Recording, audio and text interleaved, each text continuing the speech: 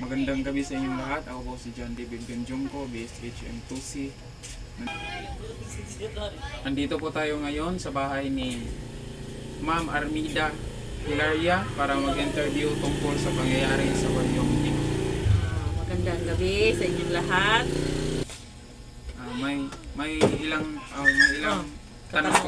katanungan po tayo dito ngayon. At ito po ang unang tanong. Ano po ang pangalan at ilang taon na po kayo? Ako po ay si Armida Hilaria, 53 years old at nakatira sa Ribican, Flores, Catmon, Cebu. Ko.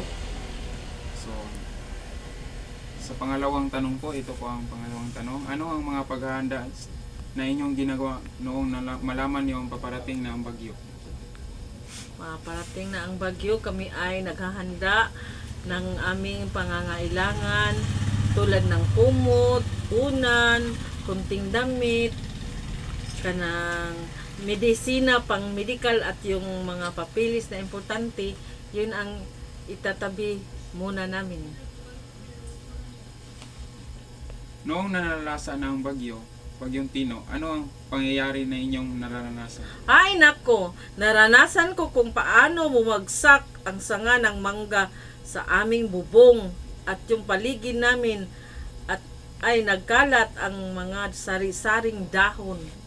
Grabe. So, ito po tayo sa pang-apat na tanong. Pagkatapos ng bagyo, ano ang inyong ginawa upang makabangon sa trahedya? Ayun. Kinabukasan, unti-unti kami naglilinis at yung mga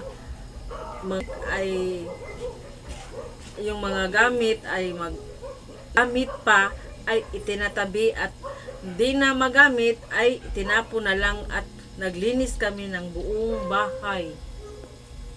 Ito po tayo ngayon sa pang-limang tanong. Mayroon bang tulong na naibigay sa inyo ang gobyerno para sa inyong pagsisimula? Ang Catmon ay active ng mga ganitong mga pangyayari tulad ng mga DSWD ay nagbibigay sila naman ang namahala mayroong pangyayari.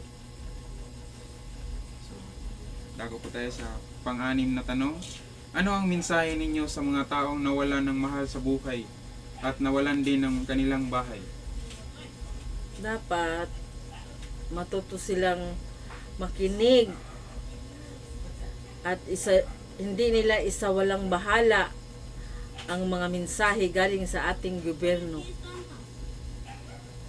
Dako na po tayo sa panghuling tanong.